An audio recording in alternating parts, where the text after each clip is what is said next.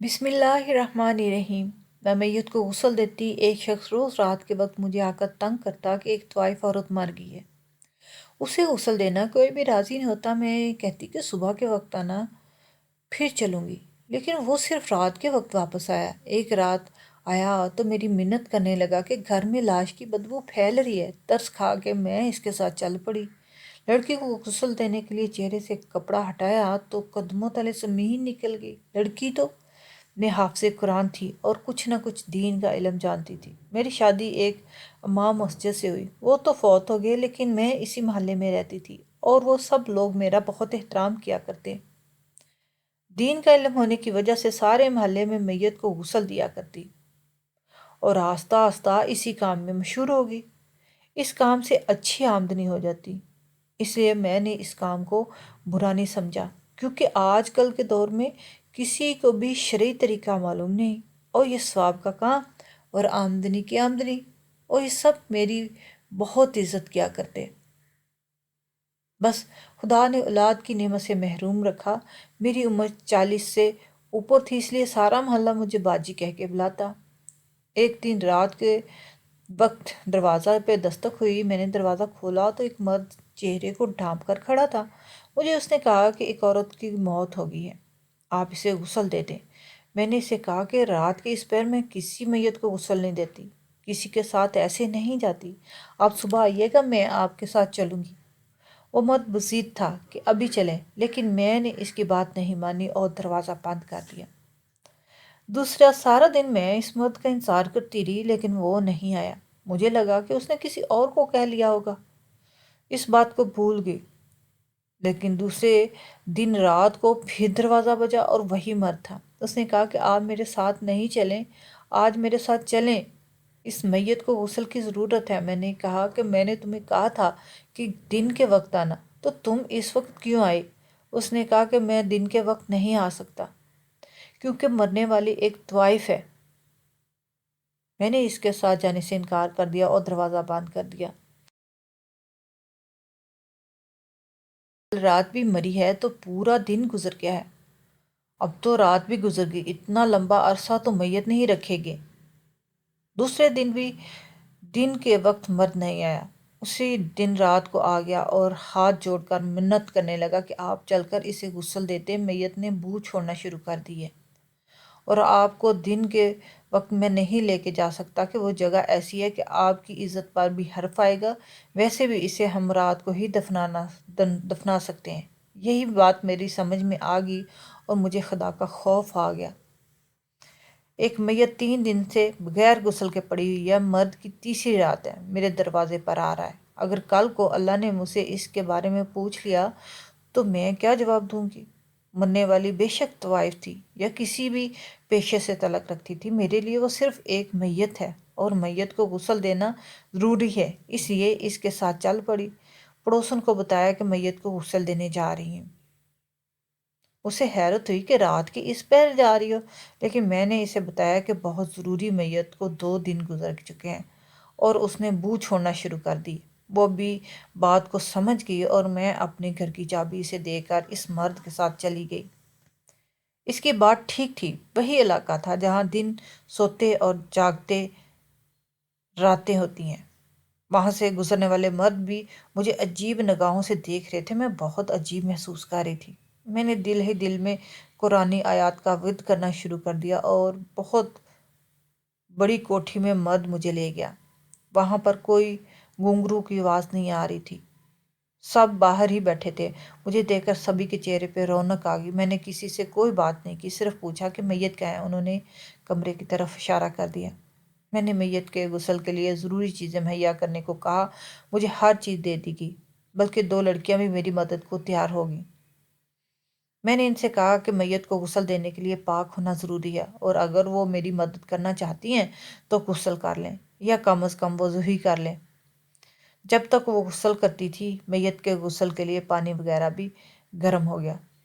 ہر چیز پوری کر کے میں نے عبایا اتار کے رکھ دیا۔ میرے دل میں بات آئی کہ یہ کتنے ہی لوگوں کے دلوں کی دھڑکن ہوگی اور آج اسے بے بس پڑی ہوئی ہے۔ کہ تیسرے دن ہی اسے کوئی غسل بھی نہیں دے رہا۔ میں نے غسل دینے کے لیے اس کے منہ سے کپڑا اتارا تو میرے قدموں تلے زمین نکل گئی۔ مجھے ایسے لگا کہ میں آئینے میں اپنا عکس دیکھ رہی ہوں۔ وہ لڑکی ہو بہو میرا عکس تھی، بالکل میرے جیسی فوٹو کاپی۔ بس ایک فرق تھا، میرے بالوں میں چاندی اتر آئی اور اپنا خیال نہیں رکھتی تھی، اس لیے چہرے کی تراش خراش ویسی نہیں تھی۔ لیکن یہ نقص سب ایسے ہی تھے۔ مگر پیچھے کھڑی لڑکیوں نے کہا کہ کیا ہوا؟ میں پیچھے مڑی تو وہ بھی میرے چہرے کی طرف دیکھ کے حیران ہوگی۔ وہ بھی کبھی میری طرف دیکھتی تو کبھی میت کی طرف دیکھتی۔ میں نے دل پر پتھر رکھ کر اسے غسل دے دیا۔ چاہے تو یہ تھا کہ میں فوراً وہاں سے نکل جاتی۔ تجسس مجھے چین نہیں لینے دے رہا تھا۔ میں اس کوٹھے کی مالکن کے پاس گئی اور اسے پوچھا کہ یہ لڑکی کون تھی۔ 3 دن گزر جانے کے بعد بھی اس لاش کو بالکل نہیں اکڑی تھی اور اس کے چہرے پہ ایک عجیب سا نور نظر آ رہا تھا جو شاید حافظ قرآن ہونے کے باوجود بھی میرے چہرے پر نہیں تھا۔ ایسی گندی جگہ پر کسی عورت کے چہرے پہ ایسا نور مجھے حیرت میں مبتلا کرنے کو تھا، اور اس کی اہمیت بتا رہی تھی کہ وہ گناہ گار نہیں، جنتی خاتون ہے۔ مطلب تقریباً نشانیاں تو وہی تھی، جنت دوزخ کا فیصلہ کرنے والا تو اللہ پاک ہے۔ میں اس کوٹھے کی مکینوں نے مجھے بتایا کہ یہ ہمارے کوٹھے کی برکت تھی، یا یوں سمجھ لیں کہ اس پوری گلی کی جان تھی یہ، اور اس کی یہ وصیت تھی کہ میرے مرنے کے بعد اس کی میت کو غسل آپ ہی سے دلوایا جائے، اور آپ کا پتہ بھی اسی نے دیا تھا۔ وہ ایسا کیوں چاہتی تھی یہ ہمیں نہیں معلوم، لیکن شاید آپ اس کی بہن ہیں۔ لیکن میں نے تو ان کو بتایا کہ میری تو کوئی بہن ہی نہیں، میں تو اپنے والدین کی اکلوتی بیٹی ہوں، میرا تو کوئی بھائی تک نہیں۔ لیکن اتنی زیادہ مماثلت اسے ہضم نہیں ہو رہی تھی۔ وہ اس کے بارے میں ٹھیک سے کچھ بھی بتانے سے قاصر تھی۔ اسے یہ بھی معلوم نہیں تھا کہ وہ لڑکی آئی کہاں سے تھی، کیونکہ جب وہ اس کوٹھے میں آئی اور اس نے اس کا انتظام سنبھالا تو یہاں پہلے سے تھی۔ اس وقت مجھے بس ڈر لگ رہا تھا، اس لیے کہ جلدی سے وہاں سے نکل آئی اور اگلا پورا ہفتہ میں بخار میں مبتلا رہی۔ ایسا پہلی دفعہ ہوا کسی میت کو غسل دینے کے بعد مجھے اتنا شدید بخار ہوا تھا۔ جب طبیعت کچھ بہتر ہوئی تو میں اس تجسس میں لگ گئی، آخر وہ کون تھی، اور یہ بات اس نے سختی سے کی کہ 3 دن تک بھی اس کی لاش پڑی رہے اور اس کو کسی نے غسل نہیں دیا، اور پھر ایسی گندی جگہ رہتے ہوئے اس کے چہرے پہ کیا ہی خوبصورت نور تھا۔ اس نے ایسا کیا عمل کیا؟ اس کوٹھے کی مالکن تو ٹھیک سے مجھے کچھ نہیں بتائے گی، یہ مجھے یقین تھا۔ اسے کچھ معلوم ہی نہیں تھا۔ ایک دفعہ دل کیا کہ بس خاموشی سے بیٹھ جاؤں، جو ہو چکا ہے اسے بھول جائیں، لیکن مجھے کسی پل چین نہیں آ رہا تھا جب تک میں اس بات کی حقیقت تک نہ پہنچ جاتی۔ مجھے سکون آنا بھی نہیں تھا، اس لیے ایک دن دوپہر کے وقت اپنا حلیہ بدل کر انہیں بدنام گلیوں میں پہنچ گئی۔ دن کے وقت میں یہ جگہ سوتی تھی، اس لیے زیادہ خطرہ نہیں تھا۔ میں نے جا کر دوبارہ سے وہی دروازہ کھٹکھٹایا۔ مجھے دوبارہ دروازے پر دیکھ کر وہ خود حیران ہوئی، لیکن میں نے اس کوٹھے کی مالکن سے کہا کہ تم تو یہاں سب کچھ جانتی ہو، کوئی تو یہاں ایسی ہوگی جو اس کو بہت اچھے سے جانتی ہوگی، کہاں سے آئی اور اس کے بارے میں معلومات ہوگی، تم مجھے ان تک پہنچا دو۔ اس نے کہا میں زیادہ تو نہیں جانتی، ہاں یہاں کا جو سب سے مشہور کوٹھا ہے اس کی مالکن سب سے پرانی عورت ہے، اور وہ یہ کہ اس کے بارے میں جانتی ہوگی، ورنہ یہاں تو عورتیں آتی جاتی رہتی ہیں، کون کہاں سے آئی کسی کو کچھ معلوم نہیں ہوتا۔ لیکن ایک بات میں تمہیں بتا سکتی ہوں کہ میں جب سے آئی اتنی بدنام جگہ پر رہتے ہوئے بھی میں نے اس عورت کو خود کو بچاتے ہی دیکھا ہے۔ لڑکیاں مذاق میں اس کو تیار کر دیتی تھیں، اس کے بالوں میں رنگ لگا دیتی، لیکن وہ کبھی محفل میں نہیں گئی۔ میں نے اسے درخواست کی کہ مجھے اس کوٹھے تک پہنچا دے۔ میری بے چینی دیکھ کر اس نے ملازمہ کے ساتھ مجھے بھیج دیا، اور وہ مجھے جس عورت کے پاس لے کر گئی وہ مجھے تو کہیں سے بھی بوڑھی نہیں لگ رہی تھی۔ مجھے دیکھ کر ایک دفعہ تو وہ چونک گئی۔ میرے ساتھ آئی ملازمہ سے سنا کہ میں وہ نہیں ہوں جو وہ سمجھ گئی تو اسے بھی بے ساختہ حیرت ہوئی۔ اس نے کہا کہ میری عمر گزر گئی ہے اور میرے ہاتھوں میں 1000 لڑکیاں آئی ہیں اور 1000 مرد میرے پاس آئے ہیں، لیکن آج تک اتنی زیادہ مماثلت میں نے کسی میں نہیں دیکھی۔ میں نے بتایا کہ وہی مماثلت مجھے بھی سکون نہیں لینے دے رہی۔ آپ مجھے بتائیں کہ وہ عورت کون تھی اور کہاں سے آئی تھی؟ اس نے کہا کہ تم ایک پاکیزہ لڑکی ہو، یہ جگہ زیادہ دیر نہ ٹھہرو، اس میں یہ جگہ تمہارے قابل نہیں، تم ابھی چلی جاؤ۔ میں کسی دن خود تمہارے گھر آؤں گی اور وہاں تسلی سے بیٹھ کر اس کے بارے میں بات کریں گے، کیونکہ اس کے بارے میں باتیں اتنی زیادہ ہیں کہ شام ہو جائے گی۔ مجھے اس کی بات ٹھیک لگی، اس لیے واپس آ گئی، لیکن مجھے بھی چین سے انتظار تھا کہ کب آئے گی۔ 2 دن بعد وہ بڑی سی چادر میں خود کو ڈھانپے ہوئے میرے گھر آئی۔ میں نے اسے گھر میں بٹھایا، مہمان نوازی کی اور کہا کہ آپ تو مجھے بتاؤ۔ اس نے کہانی سنانا شروع کی۔ آج سے 10 سال پہلے کی بات ہے کہ وہ یہاں لائی تھی، اور وہ بہت خوبصورت ہوا کرتی تھی، اور اسے لایا بھی میرے ہی کوٹھے پہ تھا۔ اسے لانے والا ایک مرد تھا جو خود کو اس کا باپ کہہ رہا تھا۔ اس دن اس کے باپ نے میرے پاس بھیج دیا اسے۔ یہ تو میرے پاس روز ہوا کرتا، بھائی اپنی بہنوں کو اور باپ اپنی بیٹیوں کو بیچ جاتے۔ میرے لیے یہ کوئی نئی بات نہیں تھی، لیکن وہ لڑکیاں یہاں آتی تو بہت شور کرتی، بہت تنگ کرتی، انہیں سنبھالنا مشکل ہو جاتا۔ لیکن جب اس کا باپ پیسے لے کر چلا گیا تو وہ سیدھی میرے قدموں میں بیٹھ گئی۔ اس نے مجھے کہا کہ میں جانتی ہوں، میں ایک دفعہ آپ کے پاس آ گئی ہوں، یہاں سے کبھی واپس نہیں جا سکتی، اور واپسی میں کیوں جاؤں گی کہ اس دنیا میں ایک باپ ہی تو تھا اور وہی مجھے بیچ گیا۔ واپس میں کس کے پاس جاؤں گی؟ ابھی دنیا میں ہر طرف بھیڑیے ہی بھیڑیے بیٹھے ہیں، یہاں پر اگر میں چاہوں گی تو میری عزت محفوظ تو ہے۔ مجھے اس چھوٹی سی لڑکی سے اتنی سمجھداری مجھے توقع نہیں تھی۔ اس نے کہا کہ آپ نے کتنے پیسے دیے ہیں؟ وہ میں بھی دیکھ لیے، زندگی بھر کے لیے۔ اب میں آپ کی غلام ہوں، کیا آپ مہربانی مجھ پہ کر سکتی ہیں؟ میں رقص کروں گی یا مرد میرے پاس آئیں گے تو یہ سب کتنا عرصہ ہوگا؟ زیادہ سے زیادہ 5 یا 7 سال، اس سے زیادہ تو نہیں چل سکتی۔ اس دوران میں طرح طرح کی بیماریوں کی پوٹلی بن جاؤں گی۔ اگر آپ کو مجھ سے پیار ہوا تو میرا علاج کرواتی پھریں گی، نہیں تو اٹھا کر پھینک دیں گی۔ تو آج ہم ڈیل کرتے ہیں، وہ یہ کہ آپ مجھے ناچنے کو نہیں کہیں گی اور نہ ہی جسم فروشی کے لیے۔ میں آج سے آپ کے سارے گھر کی صفائی کروں گی، کھانا بنانے کی ذمہ داری میری، اور اس کے ساتھ ساتھ میں نے نرسنگ کورس کیا ہوا ہے، تو آپ کو ڈاکٹر بلانے کی ضرورت نہیں، وہ سارا کام بھی میں کروں گی۔ آپ نے جو منشی رکھے ہیں، جو آپ کے کلائنٹ کا حساب کتاب کرتے ہیں، آپ کے پیسوں کا حساب کتاب رکھتے ہیں، سارا کام میں کروں گی، آپ کے پاس ہے۔ آپ سب کو فارغ کر دیں، سارے ملازموں کا کام میں کروں گی، لیکن میں جسم فروشی نہیں کروں گی۔ یقین کرو، اس وقت میرے پاس 5 ملازم تھے، اور ان 5 کو دی جانے والی تنخواہ اور بخشش اور اس کے علاوہ جو چیزیں انہیں دی جاتی، اگر ان کا خرچہ حساب میں لایا جائے تو اس سے ڈبل ہوتا جتنا یہ عورت جسم فروش کی یا رقص وغیرہ سے کماتی تھی۔ مجھے یہ سودا برا نہیں لگا، کیونکہ اگر میں اسے رقص یا جسم فروشی کراتی تو زیادہ سے زیادہ 10 سال چل سکتی تھی، اور اس کے عروج کا عرصہ صرف 2 سے 3 سال ہوتا ہے۔ لیکن اس نے قسم کھائی تھی کہ وہ ساری زندگی میری غلامی کرے گی، اور جب تک اس کے جسم میں جان ہے یہ سارے کام کرے گی۔ میں نے اس کو آزمانے کے لیے سارے ملازمین کو 1 ہفتے کی چھٹی دے دی، اور اسے ہفتے میں اس نے اتنے اچھے طریقے سے سارے انتظامات سنبھالے، گھر کی، بزنس کے معاملے اچھے سے سنبھالے،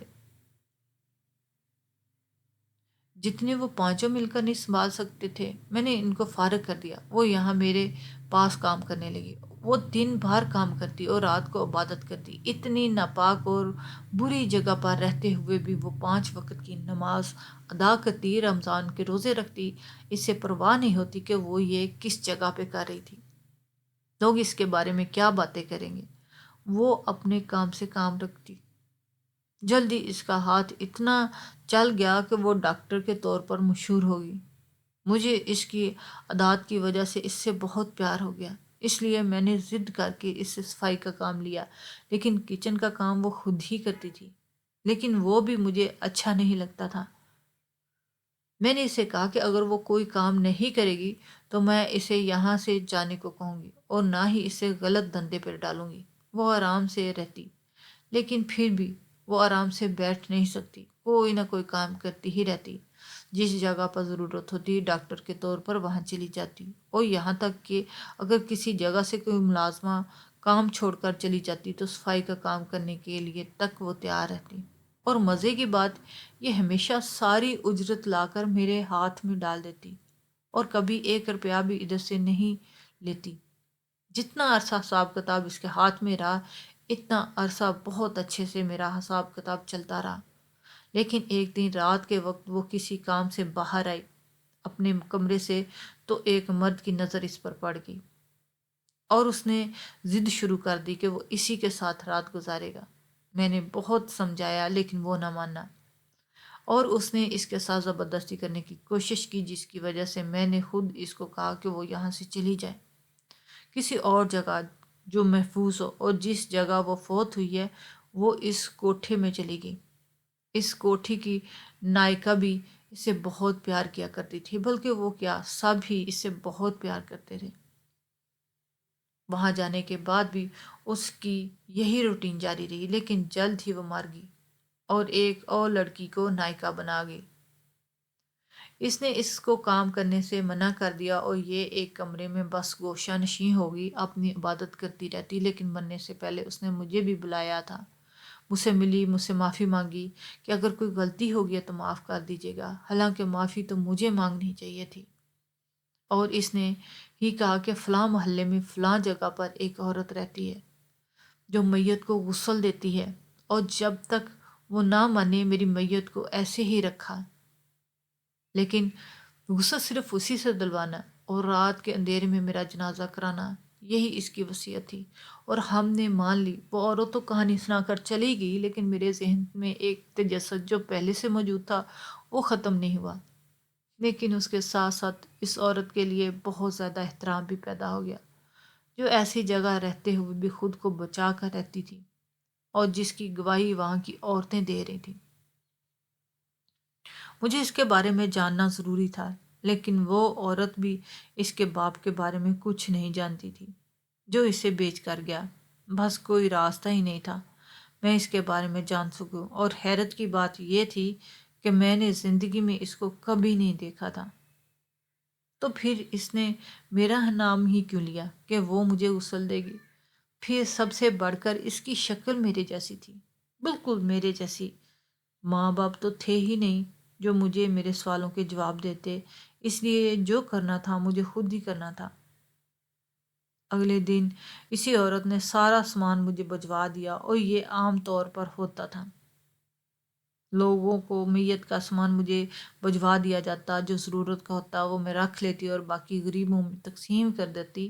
اس عورت کے سامان کا جب باکس میرے پاس آیا، میں نے سارا باکس کھول کر دیکھا۔ باکس میں اس کے کچھ پرانے کپڑے پڑے ہوئے تھے، جائے نماز، تسبیح، عطر، قرآن مجید، اور ان ساری چیزوں کے ساتھ ایک پرانا سا بیگ بھی تھا۔